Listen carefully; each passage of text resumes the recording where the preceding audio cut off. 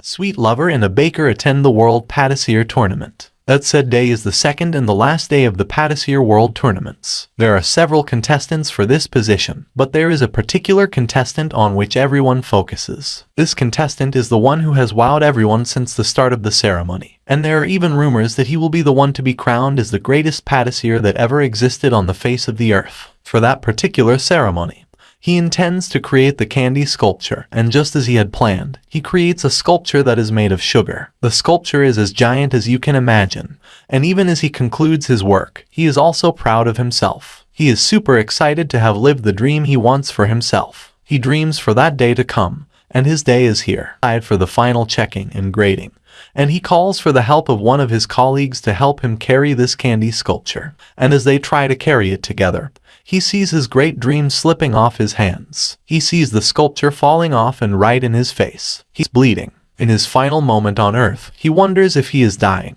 He can't believe he is dying before actualizing his dreams. He reminds himself that he has worked for that day since the day he was born, and on that day, it turns out to be his death day. He refuses to accept that fact, and he concludes that God is wicked. As he closes his eyes to that Earth, he hears a voice asking him if he wants a second chance. The voice tells him that he is ready to give him a second chance he wants, and from that day, he will be called Pastry Miller Mortel. As the voice has told him, he reincarnates into another life, and he finds himself as a child to Casserole Mortel and Agnes Mortel. The young couples live in a rural and empty fief his father got as a war reward, the land of Mortel. The fief is so empty that it can barely produce wheat, let alone any other important thing needed for a person to survive. Upon coming to that area with the other people they have found there, his father desires to make the empty fief a livable place for everyone. With the help of everyone in the community, they begin to cultivate the lands, and they try to grow wheat. They eventually succeed in growing wheat, but it seems that is the only thing they can get from that city. They continue with their hard work, and within some years, the empty town eventually becomes a little more noisy with people scattered around and buildings around. Pastry's father, Casserole, is a war hero. His father is interested in training him to become a warlord like him. He has started training swords with his father. On this day, he stands by the tree, training with his father. His father tells him that he keeps getting distracted as he trains and should try to hold the grip of his sword better so he can tackle better. He has the swords as he keeps fighting against Casserole and explaining his new life. It's been 9 years in this new life, and he can attest to it that his life is awesome. He has a very caring father and mother. He is the last born of the family, and he has 5 elder sisters. They treat him with joy and happiness. Indeed, he enjoys that love, except for the fact that the fief they live in can only germinate wheat, and they can't even grow beans or anything that he could use to make sweet. He misses making sweets, and he can't imagine his life without making sweets. He remembers his life of sweet making, and he thinks about and they have a very good harvest that year. While they are happy about it, he admits that the good result is only because they took to Pastry's advice when he told them that they should put limes on their beans cultivation, and the cultivation will breed a good harvest. Fuel asks Pastry where he gets his good suggestions from, and as Pastry tries to imagine how he could use the beans, he says that they could use the beans to make sweets items, and he even starts listing out the supposed processes. The adults look at him weirdly, asking him what he is saying and where he has heard all those things from. He can't tell them that he is reincarnating, so he tells them that he is only daydreaming. They comment that his daydreams most times are always absurd. After that, Casserole recalls that Fuel has a second piece of news. He asks him what the bad news is, and Fuel tells him that the bad news is that the bandits that had attacked the kingdom of Reincarnates weren't defending their entire fields and they will steal their harvest too. Pastry is more affected because his dream of creating sweets in that world is just coming to a realization, and he feels he wouldn't allow anyone to destroy his dreams at all. Fuel tells them that the bandits are about 50 and they will reach the city in about 2 months. He claims the only way their city can survive that attack is to plan toward it. That seems impossible to Pastry because if they gather all the men in their city and even in the neighboring towns, they will barely see 30 men. So the idea is dead on arrival because there is no way the 30 men they find can defeat the 50 fully equipped bandits. Casserole also starts looking for a solution. He goes to the canal and suggests that they lay an ambush for the bandits before they arrive, and they will also try to get reinforcement from the Kingdom of Reincarnates. That seems like a more possible idea, but the Kingdom of Reincarnates will never help them. The reason is that their inability to defeat the bandits has already made them weak, and if the members of that small community succeed in defeating the bandits instead of the big kingdom, it will be a bad name to the king. It will destroy his reputation, so the king will also wish that they lose in the fight, and they can call for help from the bigger kingdoms. Casserole also figures that Fuel, while trying to find a solution, says the only solution is to use pastry. He means they should have Pastry's sanctification. Casserole sees it could be a way out, so he accepts. He gets home and tells Agnes and his daughter, Josephine, that he is scheduling Pastry's sanctification for the next week. Agnes refuses immediately, but her husband convinces her that it is just for the best of their city and family, so she accepts. Naturally, sanctification is done for kids between the age of 13 to 15, and Pastry is too young, although Pastry wants it to be, but he understands the reason his mother is against it. Agnes accepts to start the preparation, and she asks for Josephine's help. They both give a very happy smile at the suggestion, and Pastry understands what that means and knows it's not a good idea. They start dressing Pastry up for the preparation and start by giving him feminine clothes. His sisters and mother have treated him like a dress-up doll. They would dress him in a feminine manner, and they would also make him use their jewelry and makeup. He really can't complain because his father doesn't interfere, and it was much worse than that when his other sisters were around. He hopes and prays that he will become an adult soon and get out of those stress. On the day he is traveling for his sanctification ceremony, he goes to the field with tired on the day he is traveling. He reminds Casserole that he has been working for the past few days, but Casserole laughs at him. Agnes and Josephine also arrive, and before he leaves, the other kids at the village come to bid him goodbye. They disappear from there, and they appear in the kingdom of Bovaldia place. He sees several candies and sweet items. He doesn't know that things like that also exist in that world because he hasn't seen them before. He screams that he wants them, and his father promises him that if he passes his sanctification process, he will allow him to choose whatever he wants in the market. Pastry starts thinking of the exact thing he catch something he couldn't have expected to see there. He sees apples. He is so excited that he jumps to the stall.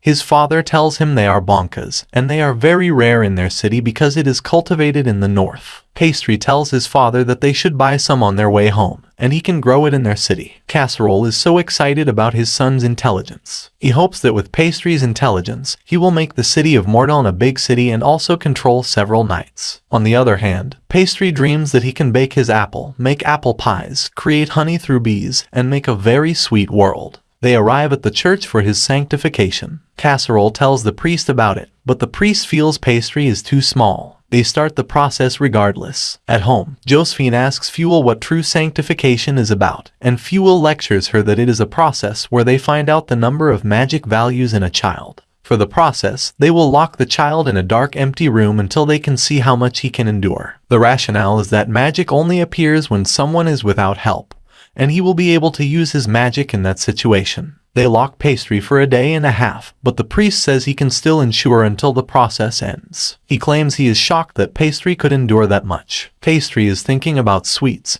and he doesn't know anything until his father calls to wake him up after 2 days. The priest tells Pastry that he has tried and he has to seal the process with the scripture. As the priest reads out the scripture, Pastry sees himself entering a trance. He goes to the market where they buy apples, and after buying enough, the merchant gives them 2 as gifts. He sits to eat it with his father and tells his father that they shouldn't tell his mother and Josephine that they ate the best of the apples. On the other hand, the priest checks the coins and says it's not enough for him to keep his mouth shut, and he will reveal what Casserole had come to the church for. The group of bandits raise the village in flames and gathers their loot at the center of the burning village, looking quite content at what they managed to gather. Meanwhile, while Casserole inspects the fortification process over at his end, one of his men informs him that the bandits have already started to make their move, and they have attacked and burnt down a village in Liptaver, which is close to his territory. This news greatly disturbs Casserole because he only just arrived from the capital 3 weeks ago to commence the fortification process of the village. The fact that they've already gotten to the Liptaver domain means that they have to hasten preparations because they can no longer work with the 2 weeks deadline they are supposed to use to prepare for possible bandit attacks. Immediately, Pass is given a message of summons to various village leaders, as well as Cointreau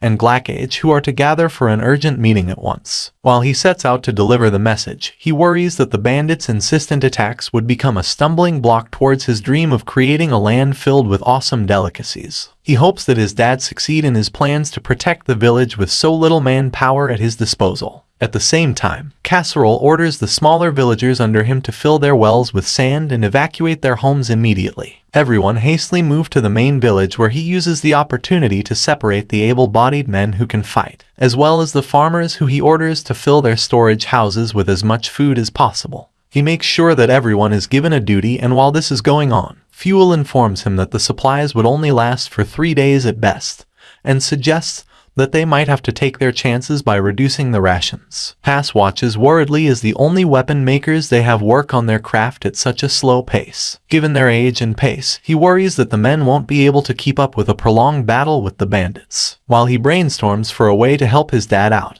he is joined by Mark and Lumi, his self-proclaimed lieutenants who have come to assist him. They tell him to instruct them on what need to be done since they are supposed to work for him just like their fathers are working for his dad who has the title of the village suzerain. The thought of having retainers at his age makes him uncomfortable, so he tells them both to behave like the normal childhood friends that they are to him rather than treating him like a noble. He wishes he could just goof around with the other village kids like they usually do, but the menace of ravaging bandits have ruined their simple lifestyle. He then asks the pair to gather a bunch of small rocks that can be tossed by kids their age. Although they have no idea what he plans to do with the rocks, they obey his instructions nevertheless. While they are at it, he also reminds them to be conscious of their surroundings and head back to the village the moment they notice anything out of the ordinary. The pair then begin their task of hurling rocks with a basket behind their backs. While they pick the rocks into the baskets, Lumi asks Mark if he knows what kind of magic Pass ended up with. Mark tells her Pass is keeping his magic a secret because he is still practicing how to use it.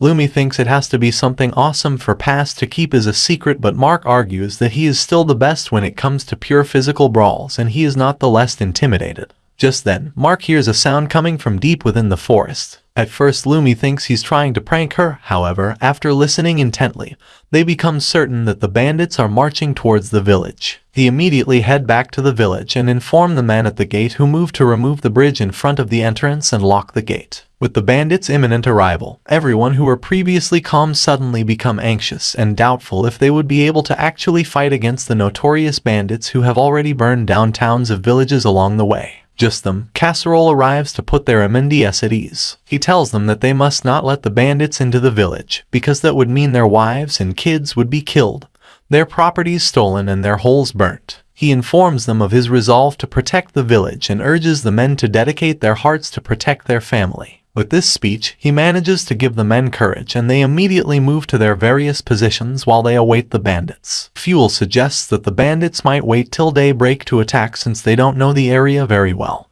and would be at a disadvantage at night. However, Casserole tells him they would definitely attack because the other territories they've raided won't have enough food to sustain their massive troop. He suggests that they must be low on food and strongly believes they won't spare a moment before they attack the village. Despite his explanation, Fuel still thinks that it might be a wrong move to keep the townsfolk awake all through the night, because it'll certainly put them at a massive disadvantage if the bandits decide to wait out the night and attack the next morning. Casserole then asks his smart son, Pasco, his opinion on the matter, but he tells them that they have too little information about the bandits to make assumptions. He explains that they'll need to check how much supplies they have, as well as their numbers, as that would be the only way to determine her course of action, just as it is with preparing to feed a large amount of people. He gets carried away thinking about the matter and trying to solve it the way he does in his previous life.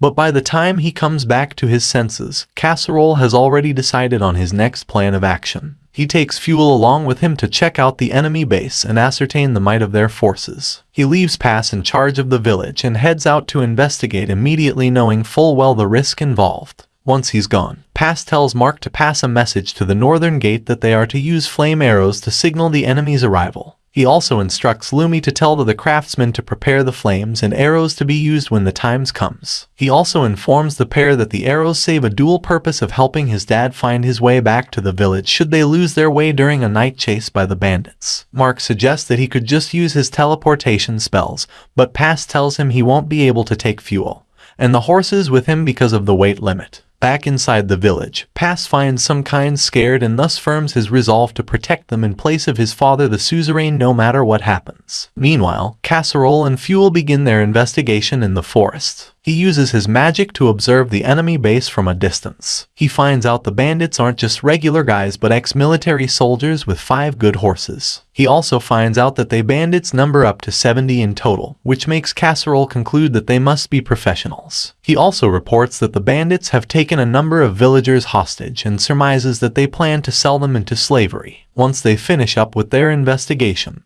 they hurriedly set out to the enemy base for a surprise attack. Over at the bandits' base, the minions report to their boss that the neighboring villages have been deserted by its occupants. As they prepare to move over to the main village, Casserole and his trusty right-hand man show up out of nowhere and begin slaying the bandits. The focus on the killing the weaklings while they hurriedly make their way past them. The leader tries to instruct his men to be wary of the horses, however. By the time they can stay in formation, they've already lost some of their men. The Lord decides it'll be too risky to make another charge now that they are organized, so he instructs Fuel to make a retreat back to the village. The men immediately chase after them even when their leader tries to make them stop. With this plan, they manage to separate some of the bandits from the main group. Over at the village, an arrow is shot immediately they notice their arrival from a distance. Fuel thinks that Pass must have set a trap since he ordered the guards to shoot him arrow. Although they have no idea what his plan is, they decide to pass through another route back to the village. When Pass is notified of the incoming enemies, he musters his kid troops who immediately start raining stones down the path with slings. They set the stones on fire for added damage, and this move manages to halt the pursuit of the bandits thanks to Pass's brilliant plan.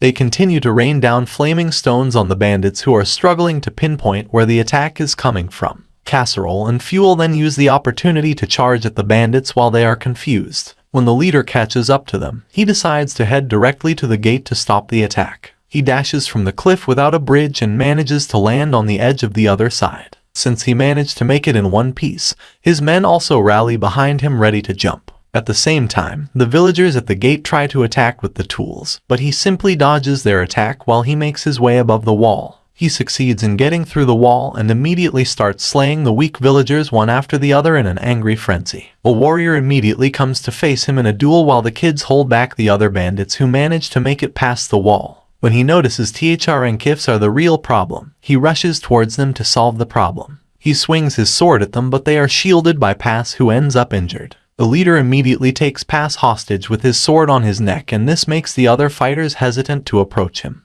While everyone is distracted, Pass notices a man who is in severe pains and uses his magic to replicate the man's injuries on the other bandits. They all start screaming in pain with no idea of what hit them, and while the leader struggles to understand Pass's magic, a kid knocks him unconscious with a stone to the head. The town looks tattered with axes and swords because of the bandits' attack. Fortunately for them, with the aid of their very intelligent lord and his son, they win the fight. Casserole sends one of his villagers to inform his wife that they have won the fight. The man gets there, and even before he talks, Agnes asks him if they have won. He tells her that the fight has ended, and just as she expects, they have won. He tells her they have even captured some of the bandits in their prison. She is so glad about that, and she asks if her husband and son are both uninjured. The man tells her that Casserole is uninjured and fine, but Pastry took an axe on his arm, so he is a little injured. Agnes collapses on the floor immediately. Josephine tells her that she doesn't have to worry and she is very sure that the injury Pastry has gotten isn't too deep,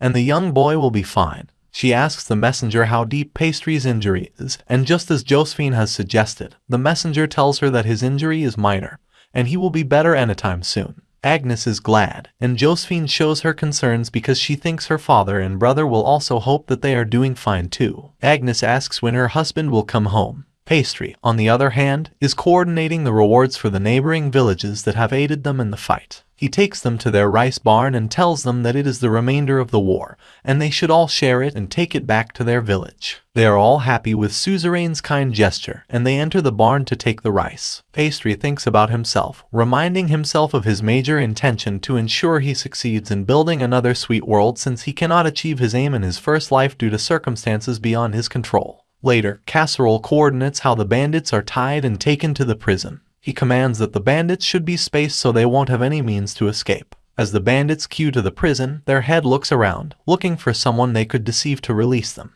Fuel asks Casserole if they will still send the bandits to the city of Reincarnates, and Casserole says yes. He says that is the only way the king of the Reincarnates can maintain his pride and not feel disappointed that he found it difficult to defeat the bandits that have attacked his city. Fuel also asks him what they will get in return for the favor, and he says they will have to discuss what will be profitable. They take all the bandits to the prison and tie them to the woods around them, and also put security at the gate to secure the bandits and ensure they don't escape. As it is known that rewards are the greatest motivation to do something, Casserole decides to reward everyone who has contributed one way or the other towards the win. He calls the villagers together and calls the first person Glackage. He gives Glackage his rewards and also calls the two little kids, Mark and Lumi, who have helped Pastry in laying the first ambush in the war. The kids move forward, although they wonder why Casserole has called them together and not separately. Casserole tells them he is proud of them and that they will be a great addition to society. As a reward for their great work, he gives them a sword and barley barn. The kids are so excited. They struggle to carry their gifts home, and on their way, Mark asks Lumi if he knew they would be so great during the battle. They are also so proud of themselves, and they are happy that they have gotten swords for themselves. They hope that one day they will grow up to be helpful to the next lord of their city, Pastry. They wish to become Pastry's retainers in the future and help him tremendously. Pastry passes around them, and he sees them struggling to carry their gifts. He goes to help them carry it, and they all lift it to Mark's house. Mark enters the house happily and screams to tell his family that he did so well during the war that the Lord rewarded him with a sword and grains. His mother is more excited that he has returned home alive from that scary battle. She hugs him passionately and tells him she is really scared on his behalf. His sister is also happy. They say they are proud of him, and they know he will do so well. His mother tells him she is proud of him, and she also asks Pastry if her son wasn't in much trouble during the fight. Pastry tells her that Mark was diligent and he was part of the reasons they won the fight, which makes his mother more proud of him. They need to go to Lumi's house too, so they leave Mark's house. When they arrive at Lumi's house, her grandfather hugs her so passionately that she almost squeezes her out of her clothes. She screams at her grandfather that he is squeezing her out. She shows her grandfather the rewards she got from the battles, and her grandfather is so excited and happy for her. He tells her he knows that she is a diligent child, and he knows she wouldn't have disappointed them. Her grandfather also greets Pastry. Later, the men in the village decide to celebrate their win. They come to Lumi's house with their wines and alcohol. As they enter the house, they ask Lumi if her father is back home, but he tells them her father has gone to meet Mark's father, and he says that he has something important to do there. The men decide that his absence if her father wouldn't stop them from enjoying themselves in celebration of their win. They enter the house, and they start serving the wine. They notice that Pastry is also there, and they ask him to also join them in the celebration. Mark asks the adults to give them alcohol, too, but they refuse, saying that the little ones would only take milk. They serve the kids milk and the adults drinks. They all drink, and as the men say they were shocked when they witnessed the first ambush led by Pastry with the little kids.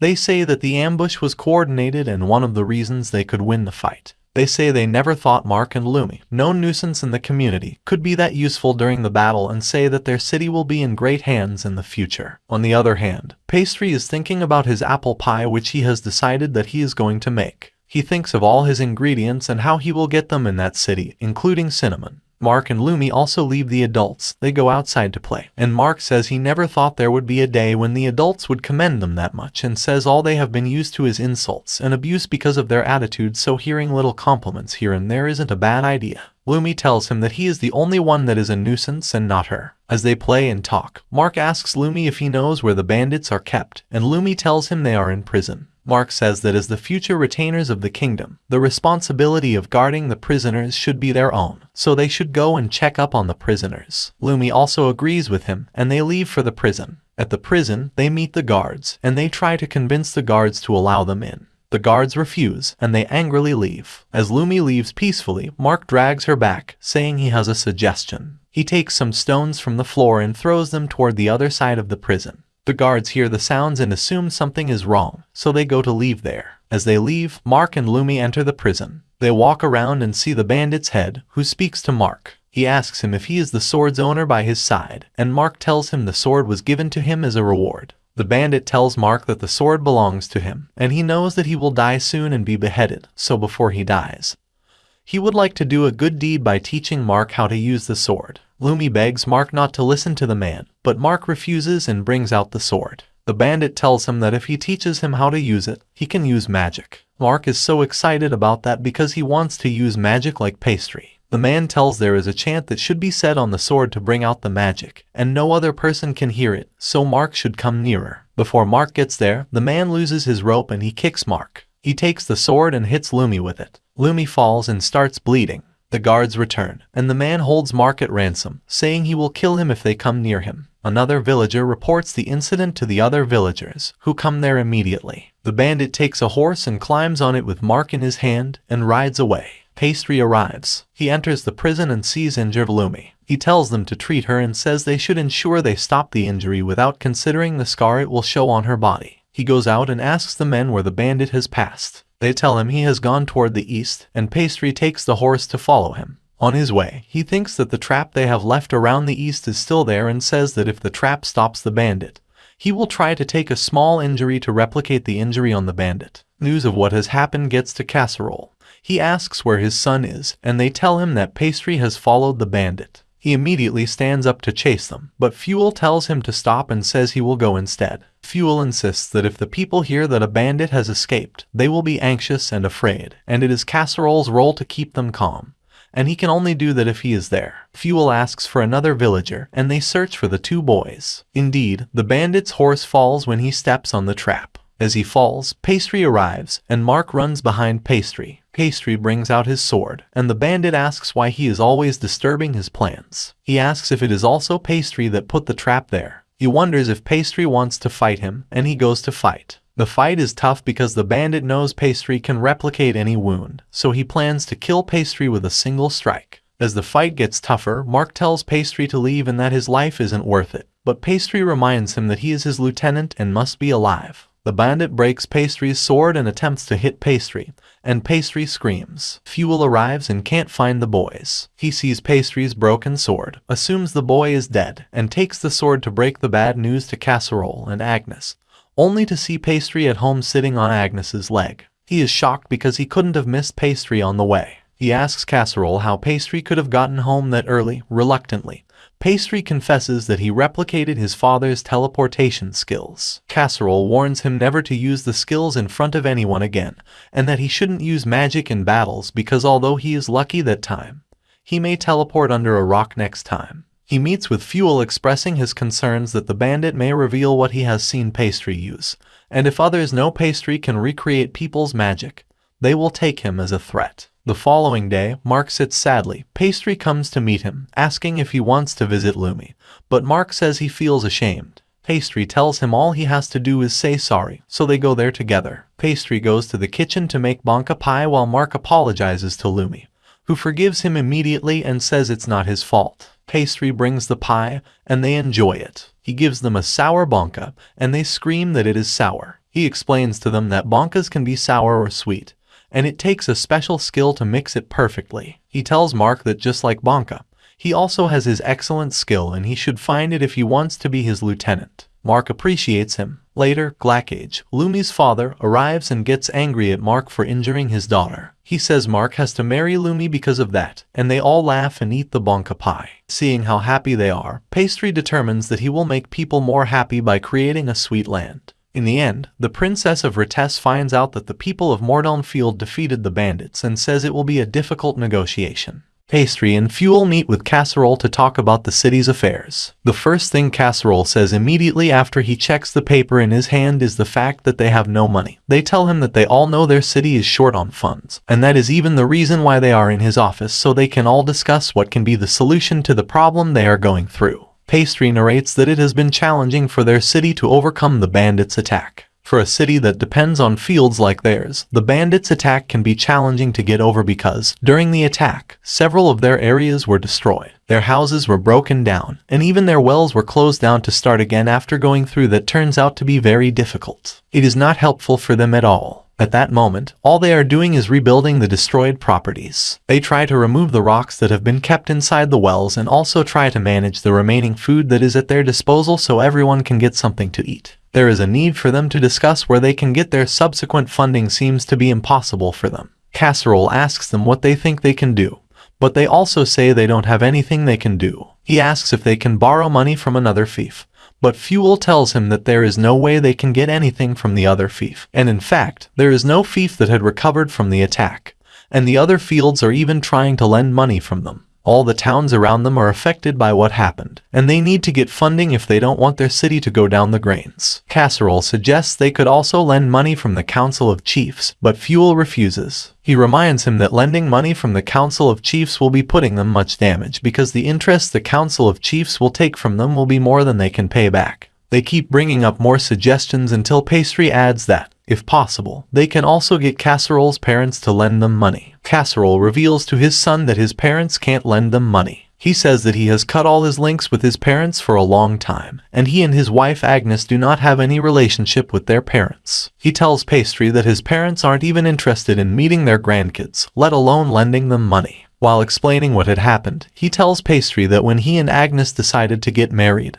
their fief was barren, and everyone thought nothing good would come out of it. As a result, everyone frowns against the relationship, and they insist that they can't get married. However, the kids were in love, so they decided to elope, contrary to what their parents wanted. Fuel adds that it is a classical love story, one that everyone would like to hear and one that he would like to experience. Pastry figures that considering that the period they are in is one that parents prefer to matchmake their kids, there is no way his grandparents will be happy with what their kids have done, which leaves him with another worry about where they will get funding. Later that day, he meets Lumi and Mark. Mark asks him what he and the adults have been saying in the meetings and says that Pastry should stop hiding information about the city from them because they are also one of the decision makers. Lumi laughs at Mark because he makes a mistake in his pronunciation, and after they make jests, Pastry asks Lumi if she is now feeling better and is allowed to come out already. She tells Pastry that her father and grandfather had allowed her to go outside. She says that she is better already,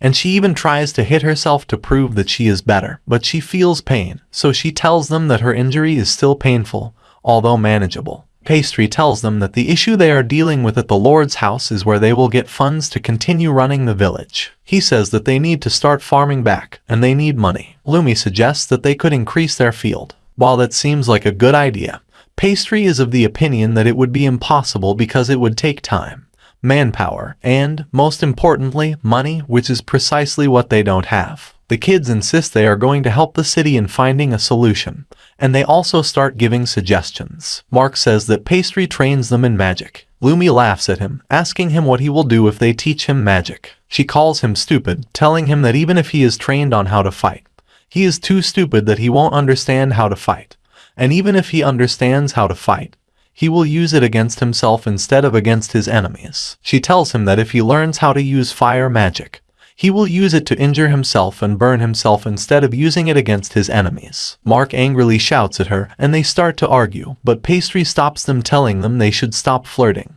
and Mark tells him they aren't. They concentrate on the exact thing they are looking for, which is how to get money. Lumi suggests that they can use the bonka pie Pastry made for them to make money. She admits that the pie is very delicious, and if they sell them, it could make money. Pastry thinks about the time he was making the bonka pie. He knows how much he enjoys creating desserts for the world, but says that he doesn't think that is a good idea because to do that, they would have to get a lot of bonka, which would cost them money, which is the resources they don't have. He also says they are looking for ways to make money and not to make desserts. Lumi brings another suggestion. She says that they could use the magic Pastry does to make money. She asks him to show them one of his magic skills, and he wonders if she hasn't seen him do magic before. He decides to do just as she asked, and he tells them to draw anything they want to see on the floor. Mark proceeds to draw something very unfamiliar. They ask him what he is trying to achieve, and he says he has drawn a dragon, and he has also drawn that he killed the dragon himself. Looking at the picture, Pastry thinks he could have assumed Mark drew a worm with legs. On the other hand, Lumi tells them she has drawn a bonka. She draws another picture, and when they ask her, she says it is a bonka pie.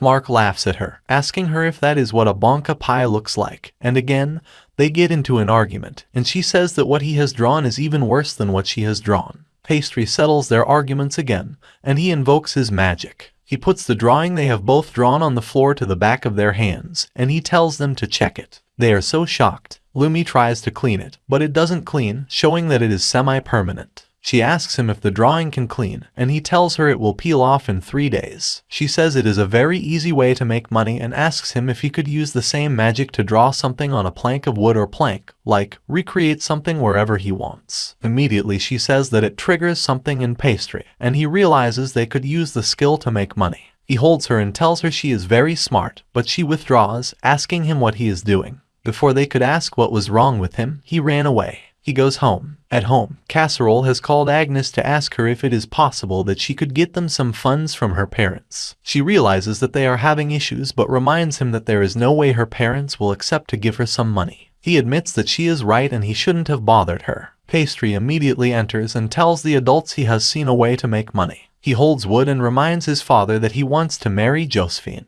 He asks Casserole how he intends to get a man for Casserole and replies that Casserole has teleportation magic. He can teleport from one place to another and take Josephine along so they can find a suitor. He asks Casserole how nobles who do not have teleportation magic find suitors for their kids. Casserole replies that they have to travel to the royal capital and attend the ball, and traveling is a lot of money, so they get to spend a lot, and they are even at the risk of being attacked by monsters on the way, so it is a difficult journey. Pastry tells them he has found a solution. He uses his magic and draws Agnes on the piece of wood with him. He shows his parents if nobles can buy such drawings to show potential suitors what their daughters look like. The drawing looks precisely like Agnes, and everyone is shocked. When they look at the picture well, Pastry tells them he wants to name it Matchmaking Photos, and when they are trying to pitch it to other nobles, they will tell them the photo saves them from the stress of traveling with their kids to other cities to find a match for their daughters. When Casserole looks at the picture, he admits they could sell it for a few gold coins,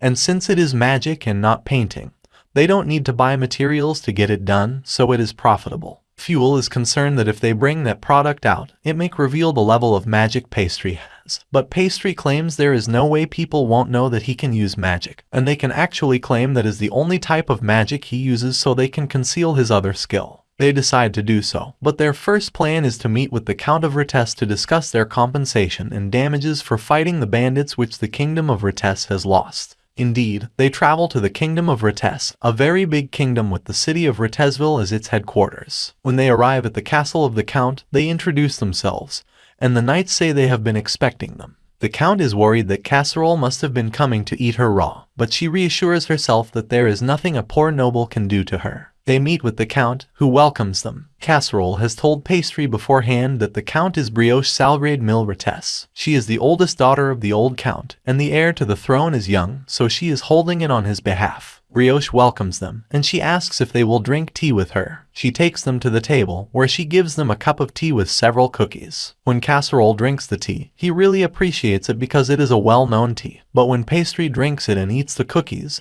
he doesn't give that excited expression that she expects from him. She tells Casserole that she has heard a lot about how he had resurrected his dead fief, but Casserole says it is all because of his son's help. Brioche assumes he is trying to be humble. She speaks to Pastry, who says that the growth of their fief is attributed to his father, but all of their hard work had been destroyed because of the bandits, and they heard that the bandits had escaped from Reincarnates. He claims that he has brought some of the bandits so Brioche can interrogate them, and if Brioche denies that they aren't from her city, he can just take them to the royal capital and show the king. Brioche is shocked that she fell into the hands of a kid. She denies knowing about the bandits and claims the ones that attacked them were killed in the city, so there is no proof that the bandits came from her kingdom. Casserole reveals a sword that belongs to her family, which was found with the bandits. She realizes she is grounded and asks them for what they want. Pastry negotiates to get 150 gold coins, and she reluctantly gives it to them. After sealing the deal, she admits to Pastry that she underestimated his intelligence,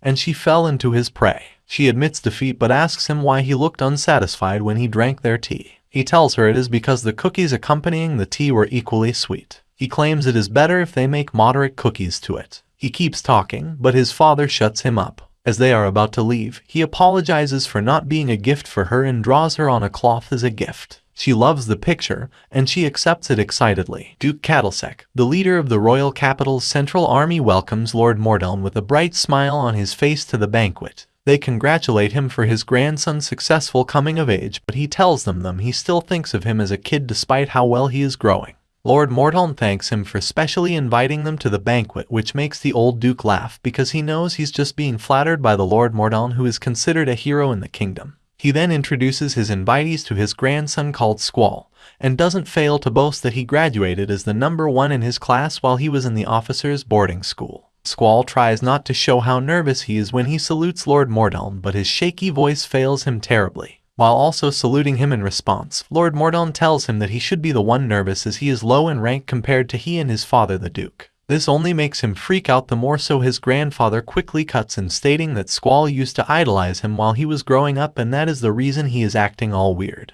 After a while, he finally decides to look in Pass's direction, who then introduces himself by kneeling formally while placing one of his hands on his chest as he tells them his name. The men are shocked at how formal he speaks despite his young, but he doesn't stop with a greeting and continues by first congratulating Squall on his coming of age before thanking them for giving him an audience. Squall tries to respond to him formally but ends up biting his tongue in the process, which makes the Duke burst into laughter while also congratulating Pass on his coming of age directly. Pass then reveals he was blessed with magic when he came of age, and this revelation draws everyone's attention because it is rare for a family such as theirs to be blessed with magic in successive generations. The Duke thinks it's because the gods must love their family. However, Pass tells him he believes it was merely a coincidence that he was granted the use of magic. The Duke then asks him to demonstrate his magic for all to see, so Pass starts by first requesting for a servant to hold out a white cloth. He then gathers mana from the surroundings, which he uses to cast a spell that creates a picture of a girl on the white cloth. Everyone is taken aback by the nature of the spell, most especially Squall, and this makes Pass gift the cloth to him on behalf of himself as well as Margrave Hubert. On hearing the name, the Duke notices that the guy is absent in the ceremony, so he quickly surmises that the picture must have something to do with him. Pass quickly cuts in and reveals that the girl in the picture is actually the third daughter of the Margrave who is absent. Lord Mordelm then explains that because of the constant border dispute in the Margrave's domain, he was tasked with making sure his cute daughter called Lady Petra is known far and wide. Their plan actually works because Squall is now greatly infatuated with Petra just by looking at her picture alone. Pass quickly uses the opportunity to inform him that Lady Petra's would also be hosting a party for her imminent coming of age, and they were told that Petra would love for Squall to be in attendance as an expression of friendship. The Duke quickly tries to decline the offer, but the love-struck Squall blindly agrees to attend without even consulting his guardian. The old man is smart enough to know that they're trying to arrange a marriage for him, however Squall is an idiot. The Duke now realizes Pass has something going for him and isn't by any means acting like a child because he single-handedly carried the whole conversation towards the direction he wanted. Squall, on the other hand, is eager to know the exact date of the party, but the Duke stops him to inquire how he intends to travel to the domain. Unfortunately for the old man, Pass already had a plan in motion which he then explains to them. He then tells the Duke that his father would gladly assist with his magic, and this move only further excites Squall, who jumps on the opportunity to experience Lord Mordelm's magic firsthand. He quickly asks Lord Mordelm if he would be willing to help him out, and once that's settled, the Duke gives in and breathes a sigh of frustration that he lost the invisible battle of wits. Just then, Pass walks up to him to whisper into his ears that he thinks the Margrave has some kind of ulterior motive, which could be that he is tired of the persistent border feuds with his neighbors, and plans to use the Duke's powerful military force to scare away his competitors. And an arranged marriage between Lady Petra and his grandson seems to be the perfect means of accomplishing such a feat. Due to Pass's explanation, the Duke decides to announce that he would also be attending the said party because he is hopeful his grandson might get to meet the woman of his dreams. Some moments after the initial discussion, Squall meets with Pass to specially ask him to keep aside the honorifics and call him by his given name. He explains that he doesn't like formal stuff as they are weird to him, so Pass obliges and also requests that he simply call him Pastry or Pass for short. He then asks Pass what he thinks Lady Petra might like, such as flowers or a special kind of snack, which makes him think for a moment before revealing that it might be best to get her sweets because she seemed to like the cookies he made for her when they first met. Squall then asks if he knows how to make sweets, to which he responds that it's one of the things he loves the most in the world. He starts talking about a new recipe of pie he was experimenting on, but Squall quickly kills the topic and tells him to focus on their initial discussion. He apologizes for getting carried away, but Squall tells him it's not a problem as long as he can do him a favor. Pass tells him he'll do anything he asks, excitedly thinking it would probably be to make a bunch of sweets. However, he is disappointed when Squall starts talking about the portrait he made on the white cloth. He tells him he'd like for it to be altered, but Pass is confused as to what he means. He then goes straight to the point and tells him he wants it to be a little more sexual than it is. Later on at the village where the reconstruction and provision distribution is still ongoing, Fuel tries to understand why Lord Mordeln is going out of his way to help enrich his subjects when he's not really obliged to do that much. He tells him he just doesn't want to see his subjects starve and thinks it is his responsibility to make sure that doesn't happen.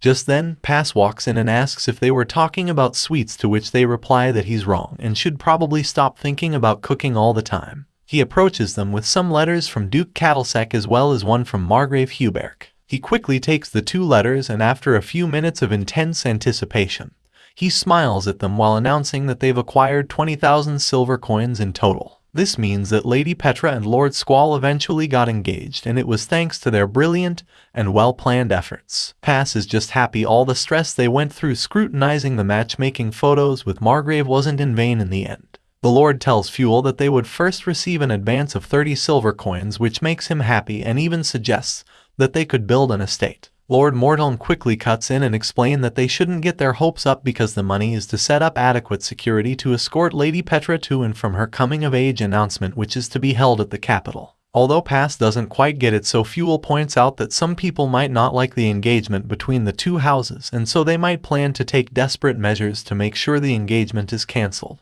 Fuel also notes that it's supposed to be impossible for the engagement to be made public since only a few people know about it. However, Lord Mordeln explains that the church has become a haven for obtaining information thanks to some officials who take bribes. He also explains that it would have been easy to protect Lady Petra using his teleportation spell. However, she has an entourage and guards which would prove difficult for him to handle, and so the best option would be for him to teleport her to the capital, and hire guards would keep her safe during her time there. Fuel thinks it might be a risky job because the enemy can infiltrate the guards he hires and cause havoc, but Lord Mordeln is adamant that they finish the job because their success would earn them the trust of 2 big players in the kingdom. Pass also agrees that they must take on the mission, but his reason isn't for the good of his dad's domain but instead his plans to make delicacies all around the world. He suddenly gets an idea and suggests that it might be a wise decision to safeguard Lady Petra in the church because it has only 1 entrance, limited windows, and a sturdy structure that can withstand attacks. The 2 men buy the idea of keeping her in the sanctification sanctuary at the church, and they decide to use the brilliant idea as the core of their security plans. With that settled, Pass also hands the receipt of purchase from the merchant over to his dad before attempting to exit the room in haste. However, he is told to stop by his furious dad, who notices some extra items Pass must have chipped in without his permission.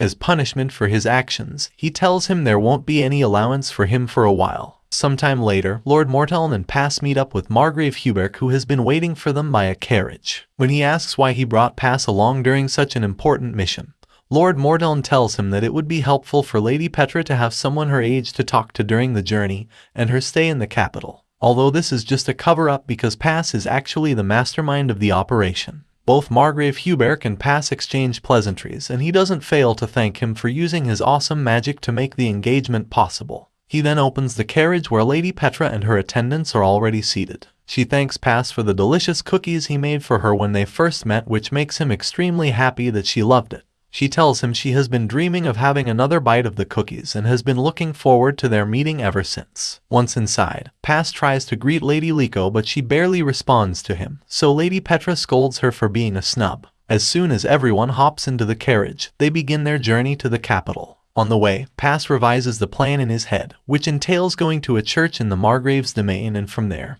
Lord Mordeln will teleport her to the capital, and once they touch down, they would also head to the church where she'll stay indoors in the sanctuary while secure the only entrance leading inside. Inside the carriage, Margrave Huberc reveals to Lord Mordeln that he's heard his enemies are also on the move. He tells him to make sure he protects his daughter, and so he reassures the Margrave that he has put adequate plans in place. Once they get to the church, the men are the first to come out to make sure it's safe. They stand guard beside the carriage door, and shortly after, some men spring up from the bushes to attack them. While they keep Lord Mordeln and the Margrave occupied, a 3rd enemy goes to the carriage to assassinate Lady Petra.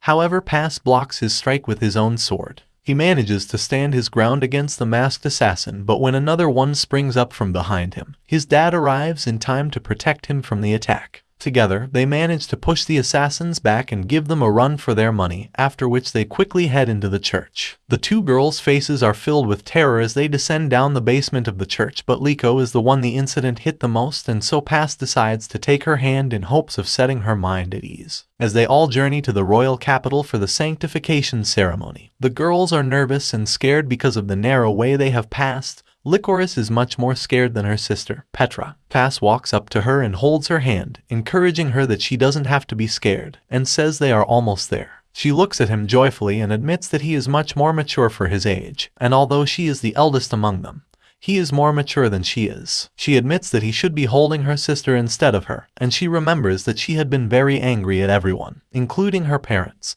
because she feels they could have matched her for that marriage instead of her sister. She recalls that she had also been very rude to Pass before. She feels she must have done badly, and she needs to do better. Irrespective of that, Pass takes her hands and walks her towards the last part of the tunnel, where they eventually see a door. They ask him if they will start the sanctification immediately, but he tells them that the sanctification is usually done at the royal capital, where the temple is. He further explains that the priest does the sanctification at the royal capital, so now they have to use his father's teleportation skills to get themselves to the royal capital. They don't understand what he means, but he opens the door before them and tells them they should all hold each other. While everyone holds hands, the maid among them, Kara, is reluctant to join them in holding hands due to the social differences, but Licorice tells her to bring her hands, and they hold hands together. After they hold hands, Pass joins them, and Casserole gathers all the mana around the universe together to get them to teleport. They indeed teleport, and they find themselves at the royal capital. As they arrive, Pass welcomes the girls to the royal capital. He tells them they are at the temple, and that is where the sanctification will take place, and he reassures them to be calm because everything will go as had been planned.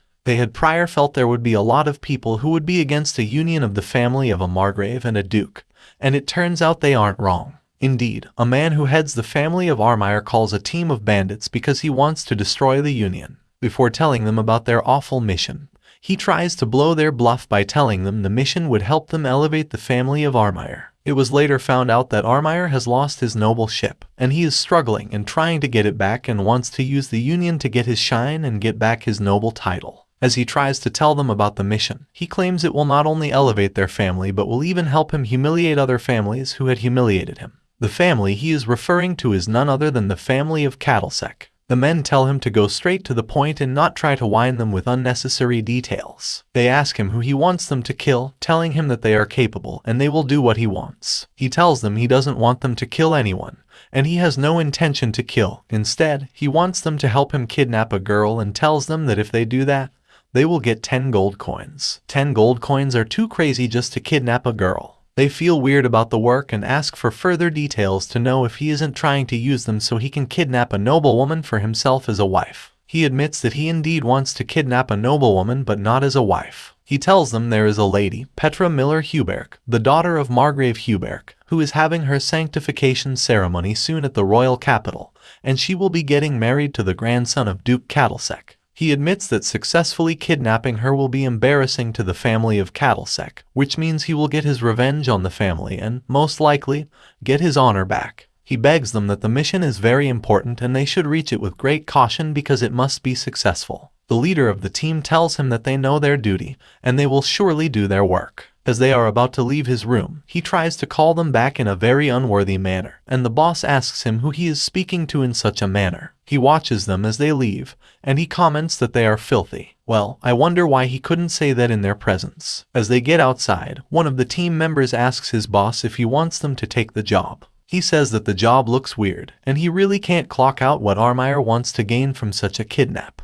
Their boss explains to them that the job is quite important. Armire seeks to get 2 things. The first thing is that kidnapping the granddaughter-in-law of Duke Cattlesec, who leads and heads a fleet of army successfully, will be nothing but a disgrace to the family, so Duke Cattlesec would not allow them. But if it is achieved, it means Armire will gain another thing.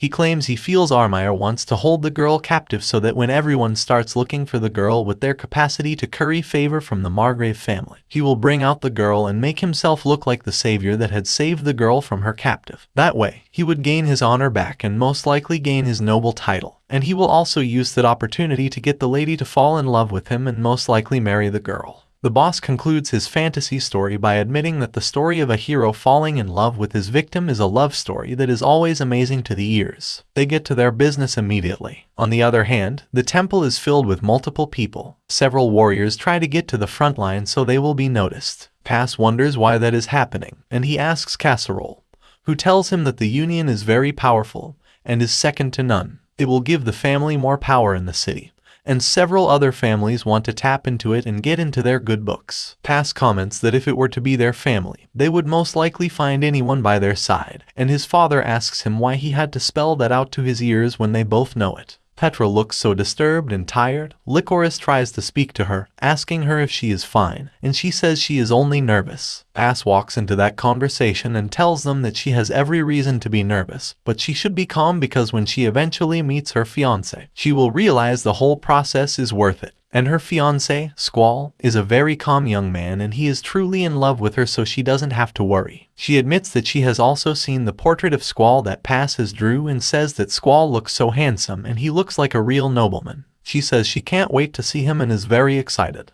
That statement alone makes Pass very excited. He is glad that the entire stress and process which he and his parents has kept into planning that union didn't go to waste. He admits that, indeed, effective planning and preparation will always lead to positive results. He thinks further about it and realizes that even when he was a baker and lover of sweets, he had learned that if he doesn't put proper planning into the things he wants to do, he may not be successful. When he hears the voice of Margrave Hubert calling out for Petra and telling her that it is time for her sanctification, he comes back from his thoughts and concentrates on the job he is there for at the moment. Petra follows her father to the inner part of the temple, leaving Licorice with their maid, Kara, and Fuel enters the room with another man. He tells Casserole that he is just coming from the house of Duke Cattlesec. They ask him how things are in the house of Cattlesec, and he tells them that the house is filled with many people. He admits that several well-wishes are there, and there are also lords of minor fiefs like theirs. He wonders why that is the case, and Casserole gives him the same explanation he had given Pass earlier regarding how important the union is and how all the fiefs lord are trying to curry favor. Fuel tells them that he had left a member of their community, Contro, there to check out what is going on and give them an update later. Casserole tells Pass that he needs him to do him a favor. He points at Licorice and tells Pass that Petra's sanctification process will take a long while, and it is obvious that Licorice is tired of standing there. He asks Petra to take Licorice to the guest room so she can rest, and he should also help her get used to the area better and keep her company. He sees that he doesn't even notice she is bored, so he goes to meet her. He tells her Petra's process will take a while and asks if she would like to rest at the guest house. She goes with him, and Fuel tells him he should ensure they have a good time. Casserole tells Fuel to stop putting bad thoughts in his son's mind. By the way, who else feels there is chemistry between Pass and Licorice? Let me know in the comments section. Armire walks around his home, hoping and thinking about how miserable he will make the Cattlesec. After Petra finishes her sanctification, General Cattlesec sends a senior officer from his house, Venhen, to the temple to fetch Petra. He tells Casserole that he has been sent to get the girl for her engagement, and he takes her. After he leaves, Fuel asks Casserole if they are done with that part, and Casserole tells him that the next thing is getting them home after the engagement. Fuel says he is more concerned about Pass, who is in the same room with Licorice alone, but Casserole tells him he looks more pleased than concerned and says that the kids aren't alone, and they are with a chaperone. He also says Pastry will soon go for her sanctification, so there is no worry. Indeed, Kara is in the same room with the kids. She stands there, and it makes Pass uncomfortable. Pass asks her why she is there and not with Petra, but she says she works for Licorice. He even asks her to sit, but she refuses to do that. She gives him a scary face, and he stands back. He starts talking with Licorice, and suddenly he hears a sound. He asks her if she can hear it too, and before he tries to find out what is happening, they fall into a dark hole. The adults are called by Kara,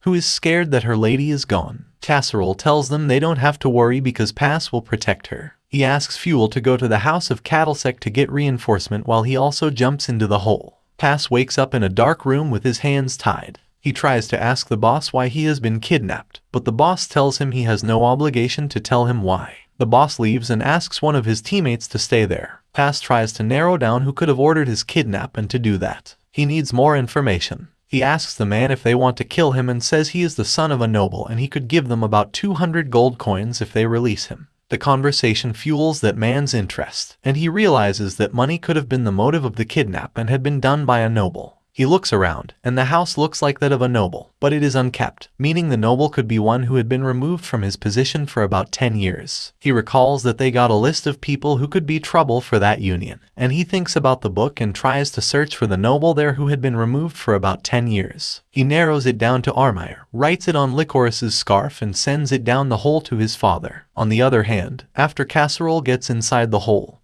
he can't find a way, so he returns. Fuel returns and tells him General Cattlesec has refused to leave any man, and they think of what to do. They get the letter from Pass, and he swings into action. He tells Fuel to get some men from the engagement while he also takes some men from the men around the temple so they can match Armire's house. Fuel asks him to teleport him to Cattlesec's house at least, and he does so. At the hole in Armire's house, the boss arrives and reveals they had kidnapped the wrong girl, and Armire doesn't want to pay them. He reveals that Petra is a twin and Licorice is her twin. He says he wants to destroy all evidence by killing the kids, but before he hits Licorice, Pass hits him and removes the rope on his hand.